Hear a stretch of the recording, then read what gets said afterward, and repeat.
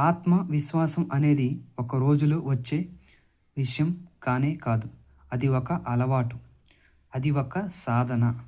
అది ఒక నిరంతర ప్రయాణం.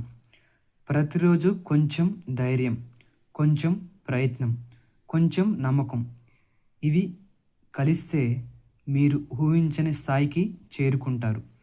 ప్రపంచం మిమ్మల్ని అనుమానించినా పర్వాలేదు, కానీ మీరు మీ మీద నమ్మకాన్ని ఎప్పటికీ కోల్పోవద్దు. ఆత్మవిశ్వాసం అనేది మనలో నిద్రిస్తున్న మహాశక్తి. మన జీవితంలో ఒక పెద్ద యుద్ధం ఎక్కడ జరుగుతుందో తెలుసా? అది బయట కాదు, మన లోపలే.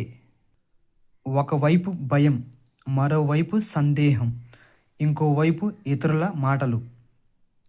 ఈ మూడింటి మధ్య నిలబడేదే మన ఆత్మవిశ్వాసం.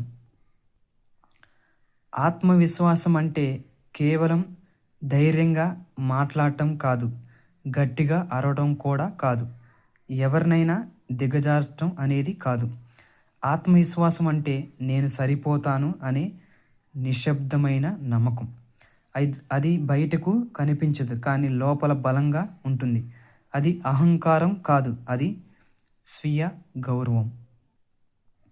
ఆత్మవిశ్వాసం అనేది జన్మతో రాదు, అది అనుభవాల ద్వారా పెరుగుతుంది. అదే నమ్మకం నెమ్మదిగా పెరుగుతుంది. ప్రపంచం ముందుగా మీ మీద నమ్మకం పెట్టుకోదు, మీరు ముందుగా మీ మీద మీరు నమ్మకం పెట్టుకోవాలి.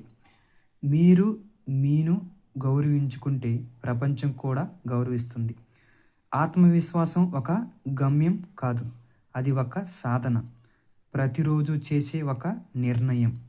భయంతో జీవించాలా లేక ధైర్యంగా ప్రయత్నించాలా, ఈ ఎంపిక అనేది మీది.